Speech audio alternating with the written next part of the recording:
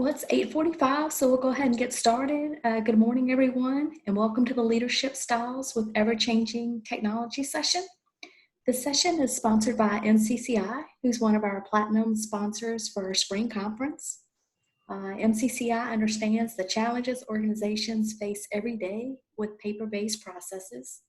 They provide innovative solutions and transform these challenges into smart practices that improve efficiency, productivity, and organization structure. As the #1 laserfish reseller the last 5 years, they are passionate about helping organizations run their office more efficiently, saving time, money, and resources. Thank you again, MCCI, for your platinum support of our spring conference. We are very grateful and most appreciative. Our moderator for this session is Dr. Maurice Farrell, who serves as the Assistant Dean for Technology, CIO at the UNC School of Government. Welcome, Maurice, aka Dr. Farrell. Thank you, Ann. Good morning, everybody. Good to see you all virtually. It has been one of these very interesting years where typically we are all gathered in Wilmington, and this year we are sort of gathered in a very virtual space, and I find that to be quite a challenge.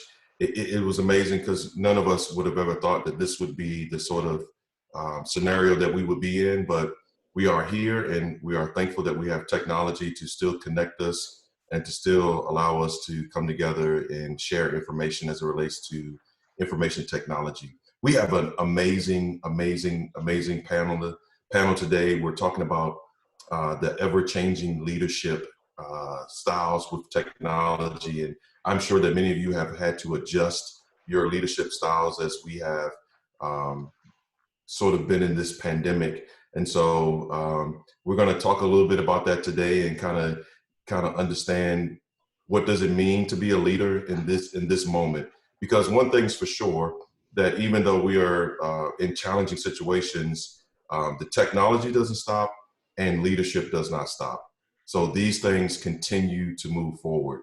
To sort of kind of give you a little background about leadership, there's this whole concept of transactional leadership, transformational leadership, situational leadership. There's all these different styles. And transactional pretty much is based upon making sure that you can motivate people by giving them rewards and you use your authority to sort of move them into certain situations. Transformational leadership is one of those things where you sell a vision and you use your charisma and your ability to motivate people toward a common goal. And then situational leadership is where different situations bring about different leadership characteristics within you. And so those are kind of some of the leadership styles, and I give you those academic things, but we have some great panelists here who are going to talk about how they have used their leadership style to continue to get business done, to continue to make sure IT is in a position to help us to have the wonderful ability to still be able to work, still be able to have remote board participation, still be able to engage with our citizens. They're going to talk about how they have been able to motivate their teams and their environments to still do wonderful things. So I want to introduce our panelists. We have Michael Thomas, the infamous Michael Thomas, with us. We have Gary Kuntz, who has been, I think, a part of Nickel Giza ever since I've been here. And I'm not saying that Gary's old, but I've been here for a while and he's been here longer than I have. We also have Rebecca Beck, who is also with us and super excited. I think she's going to bring a great difference to Michael and Gary. And I think there's going to be a really, really good discussion as we talk about leadership styles. So I'm going to open it up. We definitely want all of our participants to throw your questions in the chat or the Q&A, and we'll definitely keep things going. So I want to kind of open this whole scenario up with some questions here once I find them. So how has your leadership style changed since the pandemic? What have you had to do differently in order to engage your groups? And I'm going to start with Michael on this question, since he was the one that was really very, very lively in our email chat. So I'm going to start with Michael on that. Yeah, Maurice, I was really, really quiet in that chat stuff, so that's funny. Well, I am in Eastern North Carolina, whatever stuff, and we deal with a lot of storms on a regular basis. So hurricanes and tornadoes and floods are kind of the usual things for us. So my leadership style really hasn't changed, because I just see this as another issue as far as the COVID-19 is concerned. As far as the contact with outside individuals and stuff, of course, we've shut down, the building or whatever, so we don't really have outside contact. In IT, we really don't deal with the outside customers on a regular basis. It's more of our internal customers and stuff. So we've actually limited our contact to those folks as well and stuff. I've had staff to tell me, they have to remind me from time to time, say, hey, we do have COVID, because I wanted to continue business as usual. And they were like, no, Mike, we shouldn't be doing so and so and so and so. And I was like, okay, guys, you're right. So we kind of backed off of some of the regular day-to-day activities that IT would normally do. Yes, Gary, how about with you? As far as how it's just changed my leadership style, I don't know that it's changed it a whole lot,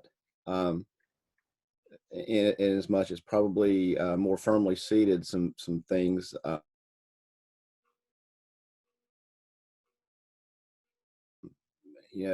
don't know that it's kind of a quasi-servant leadership, but actually, still maintaining the assertive role in it, not from a dictator standpoint, but really as setting the example. Here's what I want to get done. I'll help you, work through this. This is what we need to do. So Forsyth County was actually in a very, very good position from a technology standpoint when it came. So we really didn't have to make a lot of adjustments, a lot of shifts. We already had the tool sets in place. We already knew how to use the tool sets. So more than anything else, it was expanding what we, could do from a breadth of deployment things. The VPN stuff is an example. And our strategy has been to move away from VPNs overall. And we do things through portals and things like models, but expand that out a little bit. But the guys was all there, kind of just set a direction, set a tone, and the guys was more than willing, guys and gals was more than willing to jump in and do it. Probably the biggest change that I, as a leader, had to adapt to was, and I was going to say it's probably being more compassionate to some of my employees. I have some of my employees that are fell into that high risk category, and fear took over, and I was like, suck it up, Buttercup, we got a job to do. But then I was like, nope, I got to kind of reflect and be a little more compassionate. Fears are real, so how do we take that fear, acknowledge it, and figure out how those employees could then still attribute to the team. I don't want to ostracize them, but at the same time, we've got a job to do. We need to get it done. So how do we move forward? So for me, I had to acknowledge it's not just march forward and let's just keep trucking it. We have employees that have fears, and we have our customers have fears. And I had the exact opposite. I had some employees said, this is all a big blowing out of proportion thing. Let's just, it's just another food, man. Let's roll. So I had to balance all of that. So I think adapting to that was probably my biggest challenge.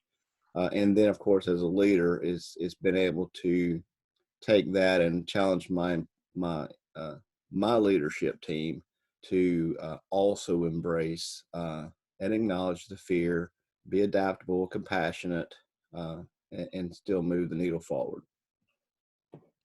That's awesome, Gary. And I got some follow-up. I'm coming back to you. I want Rebecca to come in and kind of talk about her scenarios. Thank you, Maurice. I did notice a sharp shift in my leadership style when this occurred. Before COVID-19, I saw myself as a transformational leader, inspirational, set the vision, set the goals, and watch my really talented team do the work.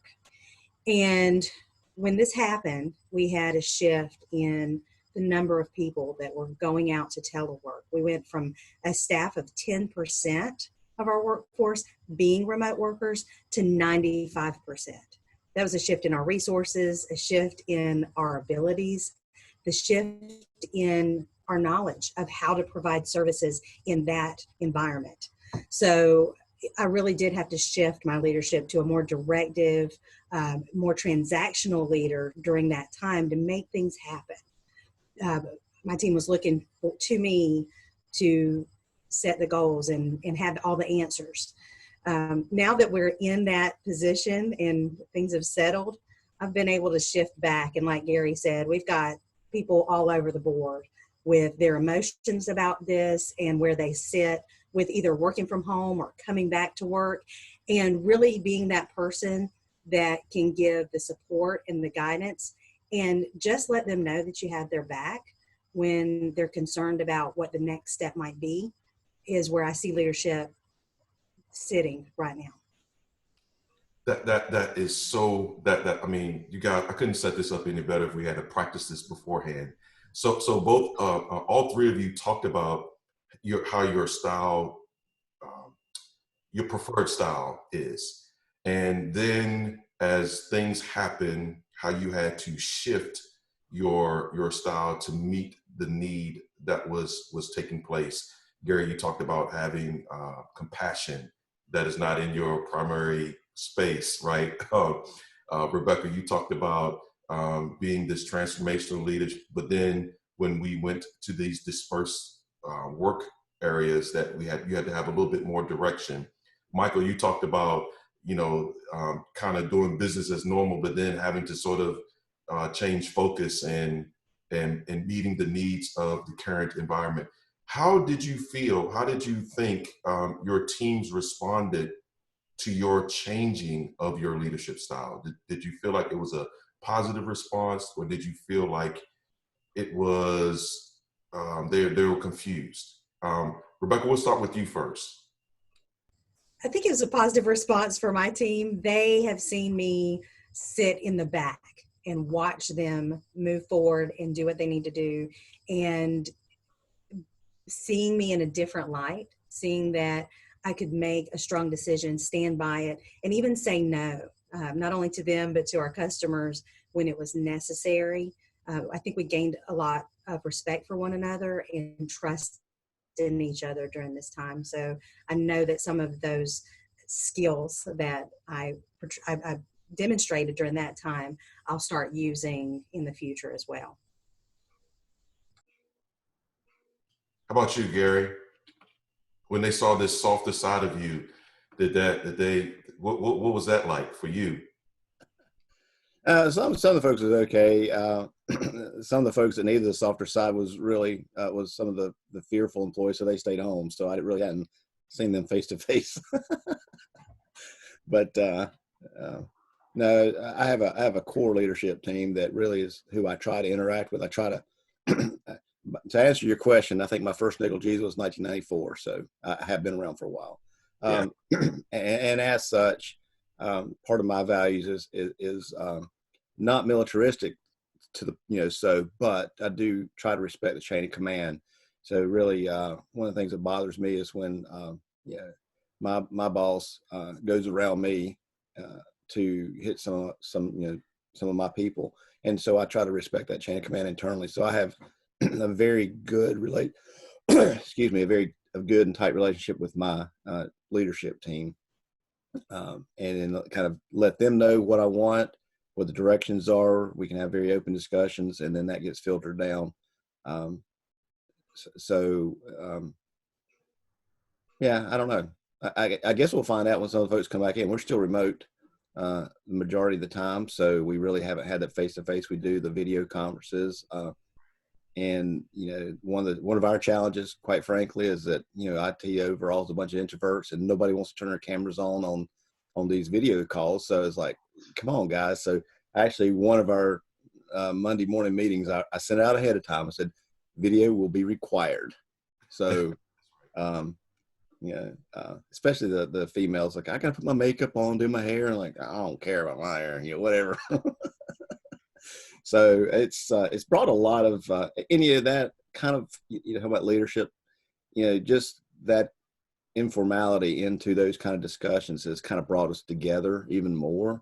So, again, I made a comment in one of yesterday's meetings, and I'll say it again, not being disrespectful or anything else, but the pandemic has really been kind of good for IT. It's been kind of good for us. It's brought some technology forward. It's given us kind of the green light to say, here's tools, use them. And it's kind of taken, people resist change. But what we found is that through this, that whole change fear factor kind of went away from a technology standpoint. They're fearing the virus. They don't want to get the virus. They whatever change IT makes is fine. So we've really been able to roll stuff in, technology we've had. And I think the biggest, I took it as a compliment, because my manager was like, "Hey Gary, we're a Google shop." Say, "Hey Gary, this Google Meet stuff's great, man. I wish I'd known about this." I said, "We've had this for 5 years. We've been using it. Welcome aboard." So, and we've kind of had those moments throughout the county of being able to kind of highlight our technology. So that's probably off topic a little bit of your question, but. No, that's good. That was great. Michael, how about with you? I'm fairly simple stuff, Gary. I'll say they just loosen the purse strings a little bit, and the things that you wanted to get, all of a sudden it became priority. We all ran around looking for webcams like crazy stuff, so we could do the Zoom meetings and whatever stuff. I had to really rely on some of my VARs to help us sort some of those things out, stuff which made things a little bit easier. But as far as my staff, I'm kind of open-ended for the most part stuff. I mean, they come in, they challenge me on different things from time to time. I mean, we have questions. We're a small shop. There's only 4 of us total. So we may end up in one person's office and start up a conversation and then actually roll into a staff meeting, with just the 4 of us sitting around just talking about, shooting shop or whatever stuff.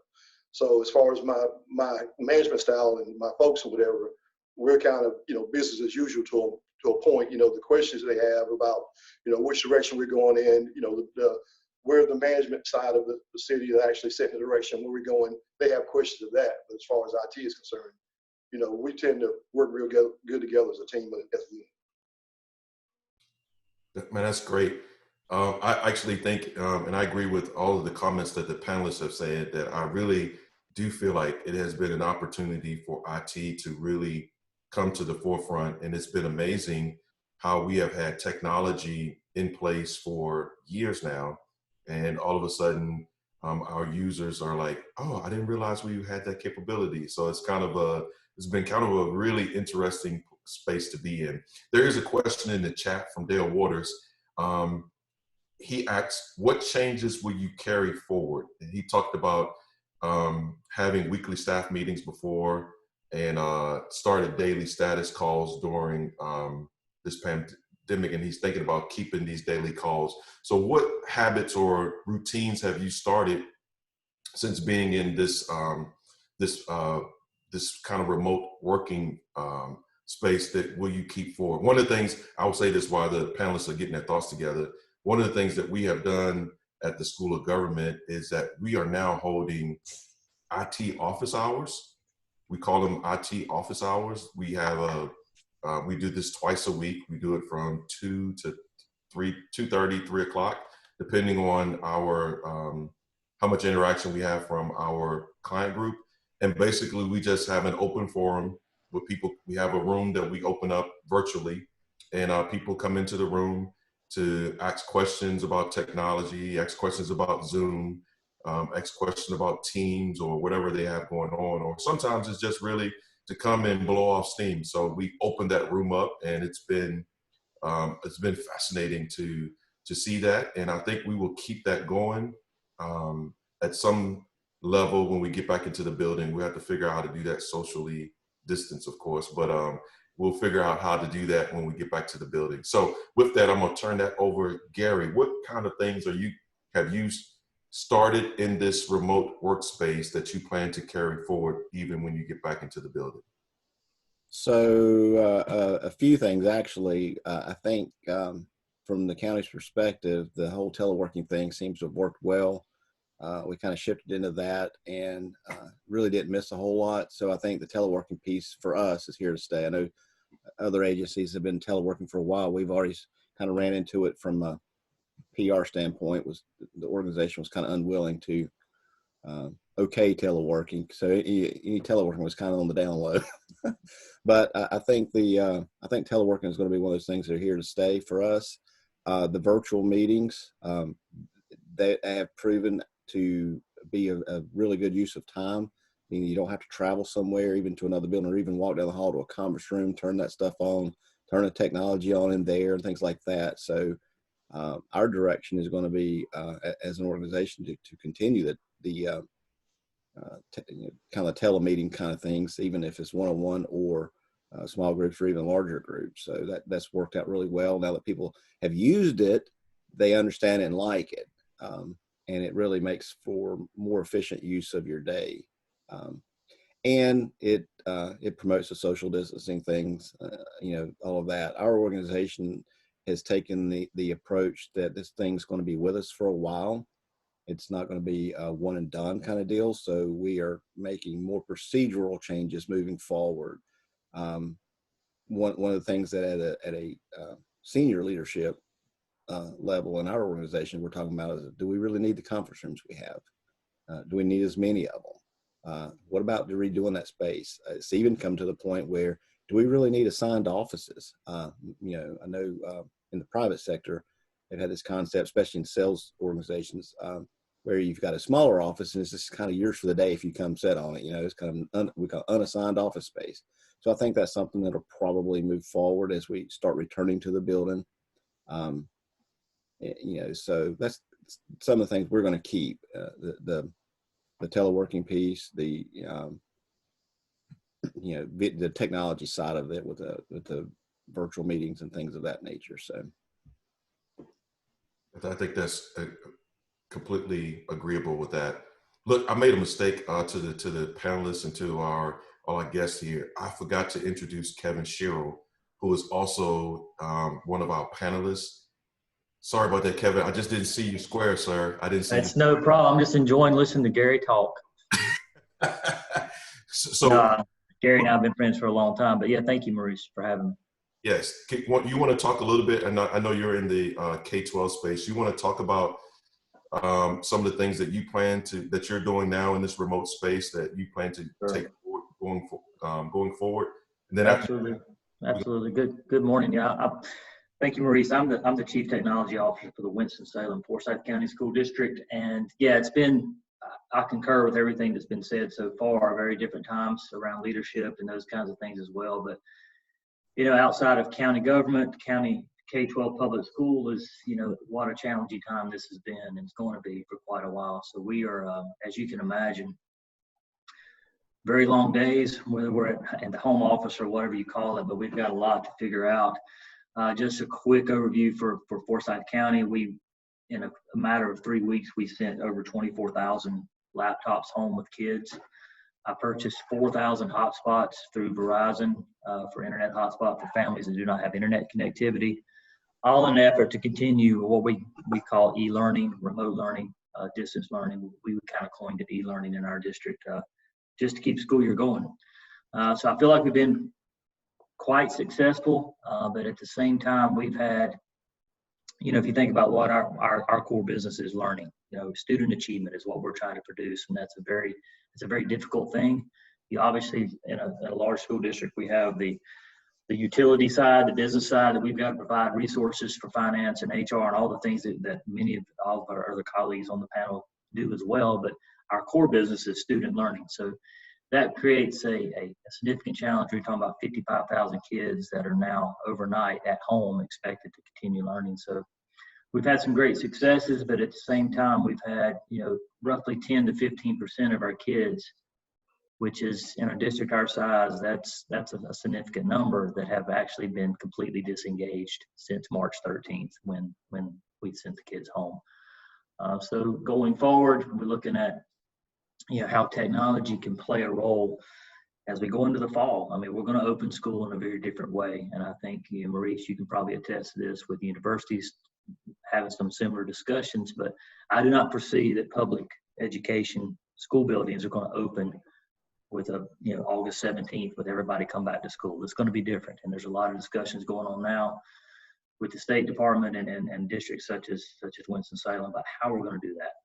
So just to sum that up from a leadership standpoint, some of the many of the things that Gary and Rebecca and Michael were talking about, we're going to continue those things as we go into the fall with our teachers and our leaders. Winston-Salem's actually creating a virtual school out of this. We're working on it every day. So we're going to give families, and we know there will be families out there that do not want to send their kids back to a school building. And we don't want to lose that ADM. If a private school offers that, and we don't want to lose our students. So we're developing a virtual school, and we're going to have teachers and kids enrolled into K-12. A lot of work to do that in a short amount of time. So that's just some of the way the landscape has changed in a very quick manner for K-12. So thank you. Absolutely, Kevin. Rebecca, what things are you going to take forward? Well, for our team, some of the things that have been helpful and effective, and I think that we're going to continue, are one, the drop off of mobile technology. We consider ourselves customer focused. So a lot of the tech support that we provide is usually face to face and hands on. But one of the things that we incorporated with this pandemic is to have people bring their mobile devices into the office at a table so that we could transact with them, get their equipment repaired to get it back to them. That seems to be working very well. It's very efficient. Our users are getting what they need very quickly, and the communication process is working very well. So that's one thing that I want to continue, at least with our mobile devices. We do most of our support mobily through TeamViewer as far as the desktop space, and that should continue, but I want to see that we incorporate more self-service options for our users as well.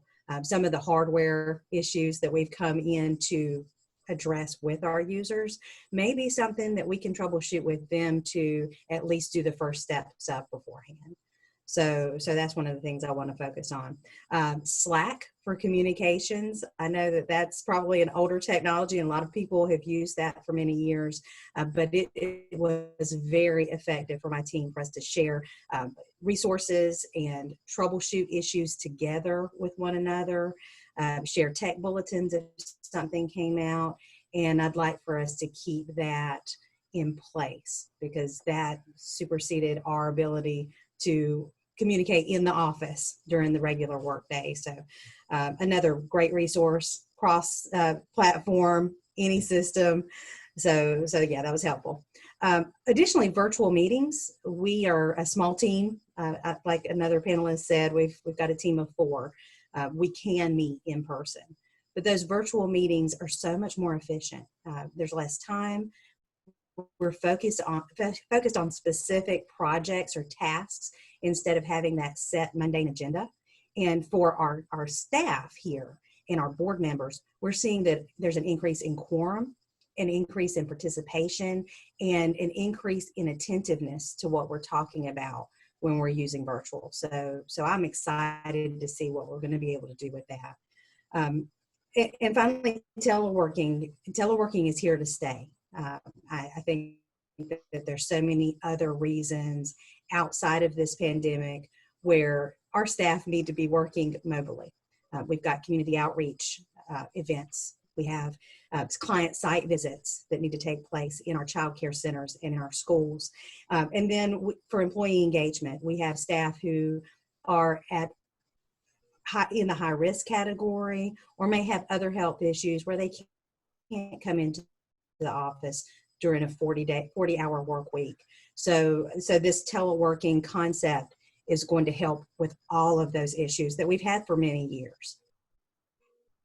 So before I turn it to Michael, I want to add a little bit more to that. And I agree. I think there are some lessons learned that we definitely will be able to take forward. I agree. I think meetings have definitely improved the content of those meetings. I would also add that I feel like work harder being remote than when I was in the office. And I felt like I was working hard in the office, but I really feel the work day when I finish here. Michael, what I want to add to this is that there was a question in the chat from Beth Ann, and she's asking how many of you ended up using multiple video conferencing solutions, i.e. Zoom, Teams, GoToMeeting, WebEx, etc. And how did you manage to settle in on which technology you decided to use for your client groups? Well, for us, Zoom seemed to be the most easiest and less complicated, I would say, for some of our users or whatever. We still have people using WebEx. I mean, whatever is the flavor for the day for some people or whatever, but we kind of standardize on Zoom for most of our meetings. Again, you know, you guys can attest to have council members and stuff, trying to get them to log into any platform or whatever is interesting at best or whatever. But I'm going to take off on something that Kevin said earlier, you know, as far as thinking outside the box. Kevin, as far as Kinston's concerned and stuff, you know, it makes you start thinking about the school systems, not really so much as the city, but being able to try to provide access, you know, Wi-Fi access, maybe in the parks and things of that nature for the students that don't have access to internet access at the house or whatever and stuff. I'm not sure when we're going to open up our park facilities, but making sure we have Wi-Fi externally. Also, we have a channel 2 or channel 102 we broadcast our council meetings on, and offering that channel up to the school system and say, hey, you guys, if you want to pre-record some information, we can just post it on our channel and set up a time schedule for you guys as well or whatever. So I guess it's making me think about being more collaborative, not specifically toward the city of Kinston, but citywide and stuff as far as what we're trying to get done. That's a great point you bring up, Michael, this whole concept of collaboration, especially in this space. I feel like that is going to be key for a lot of organizations that don't have the capital or the budget to just jump right into these spaces. If you think about it from the perspective of 1 week we were in school or at work, the next week we were sending students home, but we still had the mandate to teach, and we still had the mandate to instruct, and we still had the mandate to get work done. And it was a really quick turnaround time that we really had to not only rely on our neighboring and fellow organizations, but we also had to rely on our vendor community to help us with some of these solutions. Did any of you find that, and I'm gonna direct this to Kevin because I forgot him and I wanna make sure he talks a lot. Did any of you find that part challenging? And only was the technology piece challenging, but then I want to throw into this space too, this question that Molly Hopper has. Did any of you find that you started to lose some cohesiveness within your team as you send them away, or you sent the organization away? Did you feel like you lost some of that esprit de corps, to borrow a military phrase? Did you feel like you lost any of those things when people started to get in disparate situations? So did you have the appropriate support from vendors, and did you feel like you lost cohesiveness within your teams? I can address some of that. I'll back up just real quick to concur a little bit with what's been said there. I feel like as a whole, communication somewhat has improved with our school district through all this. And I'll get to your questions just a quick second here, Maurice. But I think it's important to say, you know, we've got 83 schools, over 100 principals, assistant principals. You're in the 200. So every day we have we landed on Microsoft Teams as our platform, and we have a Teams call for principals every day, and we have over 200 folks on this call, and we're working through issues. So that communication, the technology has really brought us together, I believe, on communication. As many of you know, there's a lot of federal money coming at school districts right now, and state money, the CARES Act. So we've got millions of dollars getting ready to be at our disposal to recover from this, to create a new way of doing business for schools. So from a vendor perspective,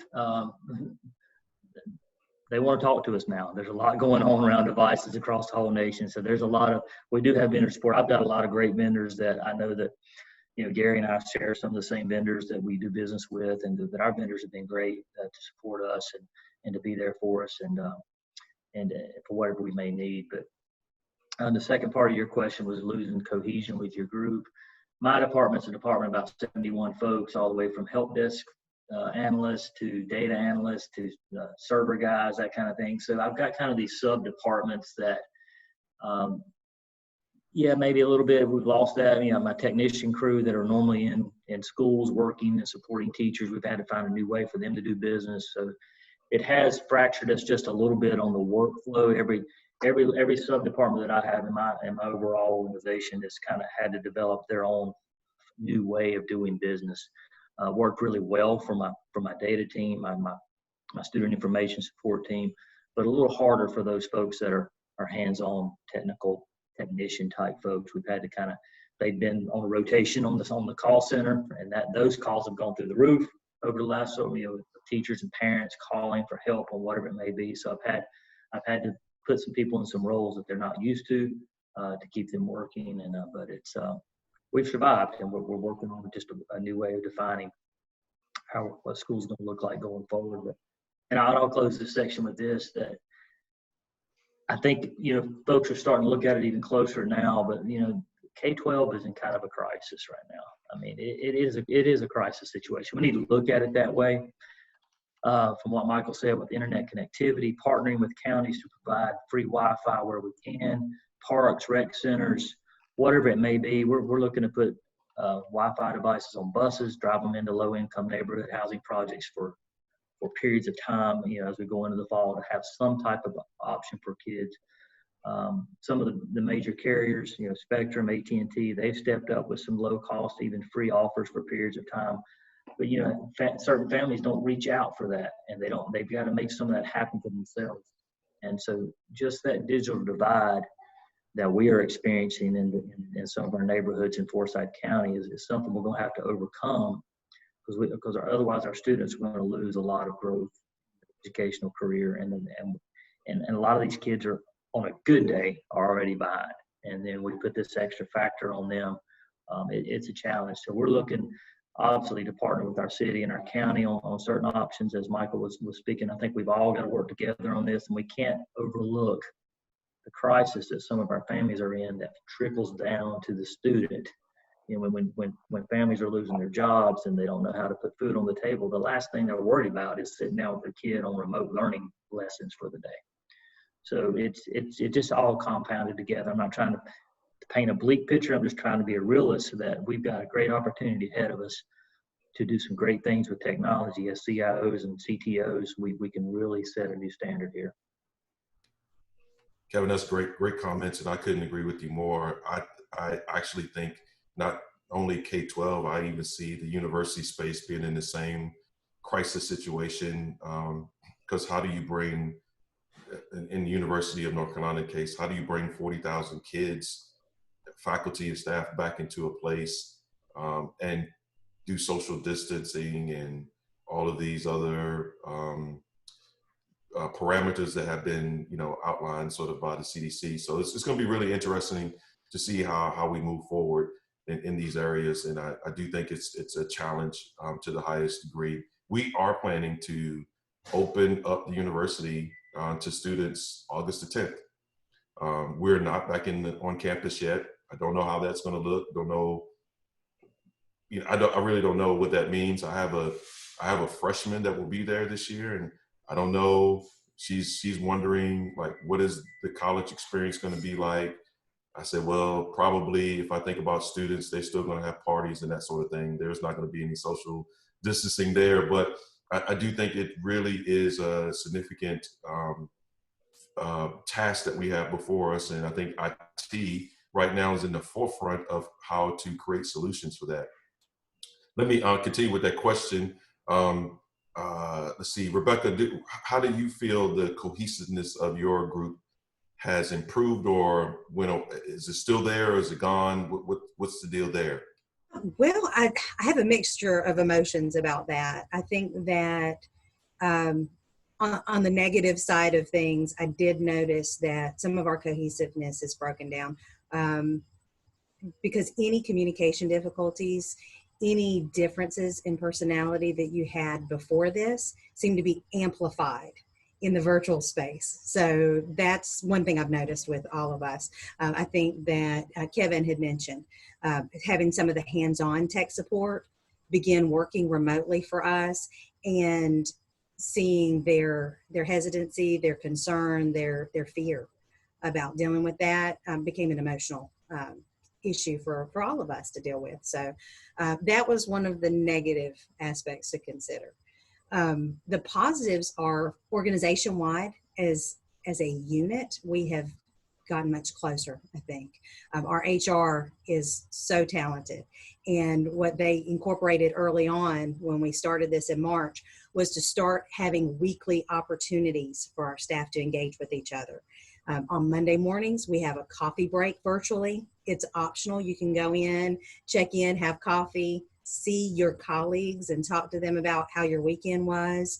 On Wednesdays, we have a mandatory all-staff meeting every week where we get an update of any projects that are going on in our building, anything happening with the state or with the pandemic. And then on Fridays, we have happy hour at 6 p.m. And that's just a time to let loose, unwind, and get to know each other better. So those types of opportunities have really drawn us closer as an organization and as coworkers.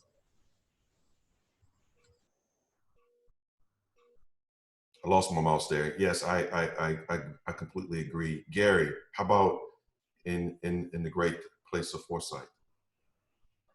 A couple of things. I think the first part of that was our vendor support. I think from a challenging standpoint for us, not unlike other folks or other organizations, is a supply channel. You know, the supply chain became tight and difficult, and we you know, the partnerships we had with our long-term partners really helped us. We wasn't able to solve all of our problems necessarily, but they certainly did help us along the way through that. So like Kevin mentioned, we share some partners, and we seem to have a pretty good group of them. As far as the cohesion, again, we kind of operate. I don't have as many as Kevin's got. I think we've got 40 in our department, but again, like I mentioned earlier, I kind of operate at layers, and I've got my leadership team that I work with, and that relationship's always been good and tight, and it became tighter. And Rebecca hit it earlier on the tool Slack. We use Slack for that, and that tool is just available for my leadership team. That's one of those closed things. So whatever I do there is going to stay there. And so we're able to share comments and ideas, and it's quicker than trying to find somebody's text number, things like that. So we use a varied amount of tools for that, but then below them, all of their teams, they pull together through. They was already having like weekly meetings, so they just did it virtually and pulled things together. Really, with the virtual meetings, what we found as a positive is we have more meetings, but they're shorter and to the point. So instead of saying, hey, when you got time, to go down to our conference room, let's get together and talk about this. It's like, hey, are you free right now? And then through the tools, we blip up a video conference or something like that, address an issue or an issue or two, and then we go back. We're normally, pre-pandemic, we would have just wrote it down in a memo somewhere, and I'll talk about that next meeting. So you end up with these meetings that are long, trying to talk about a lot of different topics. So I think, again, I think it's been good for us. It's made more nimble, to the point meetings. And because we don't have to travel or go down to a conference room or reserve this, or that room's busy, we can't do it. It's now, hey, let's just click this button and we're connected. And we need to bring somebody in, we'll click this button and they come in. So I think that's been good for us. The communications internally and organizationally has been better. But again, our organization is kind of layered. So our county manager, we have weekly meetings now virtually to kind of give an update. And one of them lasted, I think, 12 minutes, and then we've had them to last an hour and a half. It's just what's going on and what are the updates that need to be shared. What are the feedbacks and things like that. So I think overall organizationally communication has been better. Again, with the tools we use, we've been able to spin up quick meetings to the point and be done with them and move on to the next task. And Dr. M, I agree with you. I work harder from home than I did in the office. My wife oftentimes comes in and says, are you going to eat supper tonight? I'm like, I didn't even realize it was this late. So, but at any rate, I think that I saw something pop up in the chat window. For us, it's been a really good thing, communications, because we had the tools. I know one of the questions early on was, which tool did you pick? We didn't really. I mean, we're overall a Google shop. However, is whatever tools work. If we're communicating with the state, we'll jump on their calls. We're communicating with a vendor, we'll jump on their tools. And so, we've used Google Meet, we use Teams, we use GoToMeeting, Zooms, whatever. We really haven't excluded any tools necessarily. My wife's a teacher at a different school district than Kevin's at, but her district, they said no. They kind of took the state's thing, like no Zoom. What are we doing? Anyway, it is what it is. But our organization is kind of been acceptance of the tools. One of the other comments I did see in the chat was, "What do you do if you don't have the infrastructure?" I think this whole period would be just drastically more difficult if we hadn't had the infrastructure in place. So for those organizations that don't have infrastructure, don't have tool sets, don't have access to some of these things, man, hats off to you guys, because this is just quite frankly had to suck for you. Yeah, I couldn't agree more. If you don't have a slight infrastructure in place or some infrastructure in place, this is really a very painful moment right now. But Michael, I'm coming to you. I got a question in the chat room from Dwayne Campbell. And I'm sorry if you hear my dog barking, but he's gone crazy. Dwayne Campbell from Fayetteville asks, sounds like we've done a good job of not letting a crisis go to waste. And that is one of the mottos I've heard, don't let a good crisis go to waste.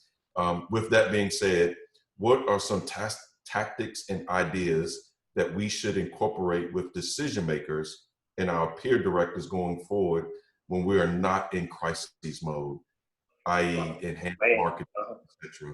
That's interesting. If you can make a city manager or council actually listen to what you have to say and tell them that, okay, we've got a critical issue here, and actually respond to you when it's not a crisis, you need to open up that genie box and let me know what it is.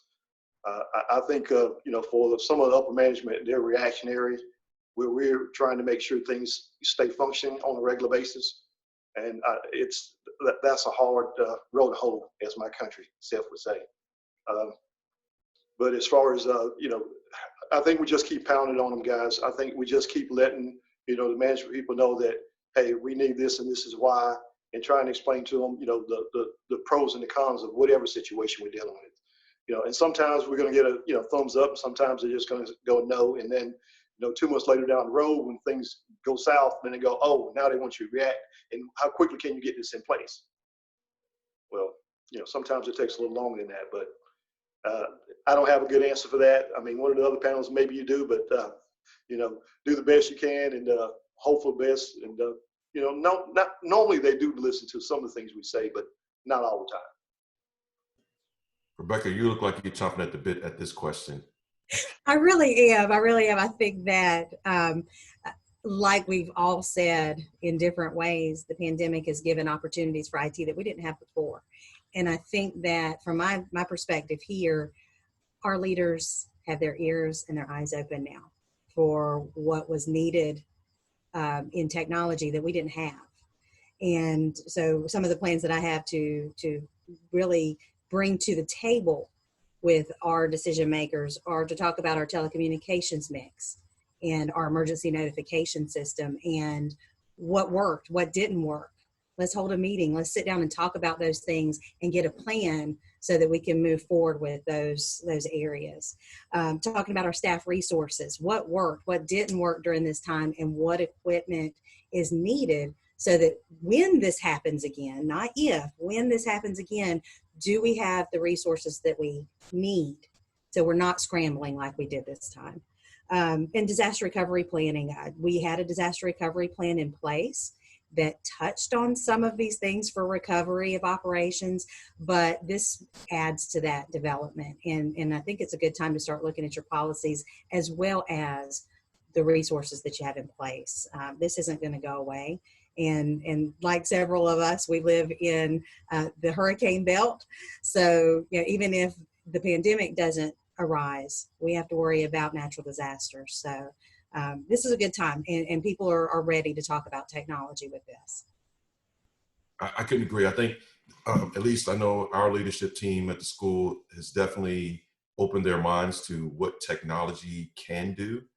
And I think it's a wonderful opportunity to package the technology with meeting actual needs. So a lot of times I think leaders think that these are nice to haves or all of those kinds of nuances that they put on it. But really, if we did not invest in certain of these technologies, we would not be able to conduct business like we have been conducting business. So I could completely agree. Gary, I'm coming to you with a question from, this is an anonymous attendee. It's great that meetings are shorter and more to the point, but what do you lose in collaboration and innovation that sometimes comes from bouncing ideas off each other, whiteboarding, etc.? Have you seen any of that loss of that kind of engagement with your teams? Man, to have the time to do that right now would be fantastic. We've been busy just rolling out rolling out technology, water, so to speak, rolling with the changes. Unfortunately for us, it's a couple major projects for us. So we already had full, and then this and stuff starts flowing over to the saucers. So we're kind of like again, from a leadership style standpoint, kind of the we do. We can't do all, so we do. So it's at the priorities.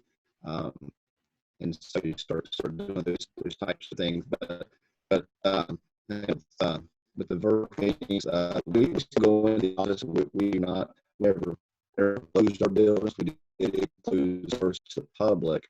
But for employees, we never closed them. So we still go into the office occasionally. We ask them to still have there all the time anyway. But we still have the opportunity to bounce ideas off each other. We do some of that over virtual, and again, because we didn't spend that virtual meeting so quickly.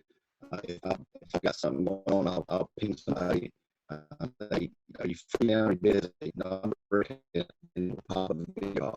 I'm thinking about so and so. I'm thinking about this week about such and such. So really, I don't really see that for us. It's really hampered that. But again, my leadership style is kind of quasi-hierarchical. So I've got my leadership that I interact with a lot, and that interaction has not really changed. So we haven't lost that ability to collaborate. That was fixed. I haven't had a lot of time to do that as we've been adapting things. One of the recommended for a lot of technology shining now. What we do. So with that, we've had a lot of opportunities to further deploy our technology to meet needs. So it's not just about, hey, we got these shiny toys, but hey, here's how you can use it. So as we do that, we do spitball ideas around on the best implementation methods and things like that. But overall, we really haven't lost it. It's been overall a good thing. Yep. Thanks, Gary. We missed some of that first part of it. I think your audio was going in and out.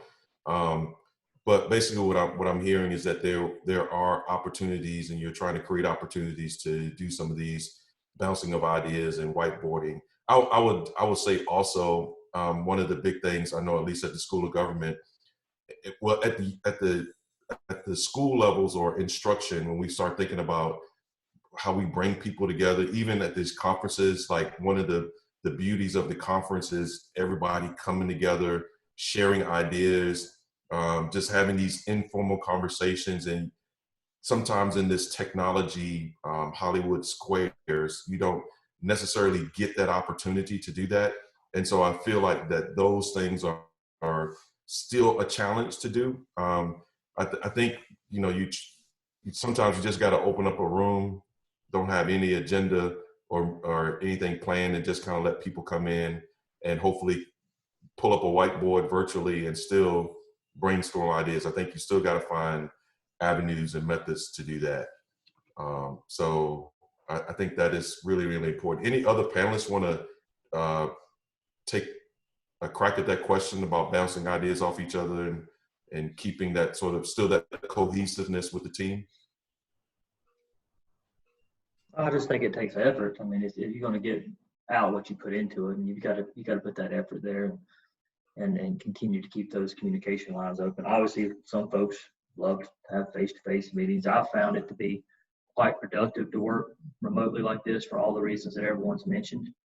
And then just to go back to what Rebecca was saying is that all of us, I would say this is kind of a general statement for any government or educational organization. We've been seen as keep the lights on guys, right? We're the utility, make sure everything's plugged in and working. But now we're trusted business partners. They need us. I mean, we are core to the business, no matter if it's education or government, our county, city government, that we are now seen as trusted business partners that need to be at the table. And I think if there's any silver lining other than me not having the dress, this is as dressed up as I've been in 8 weeks. I'm normally in a coat and tie, so that's my silver lining right there.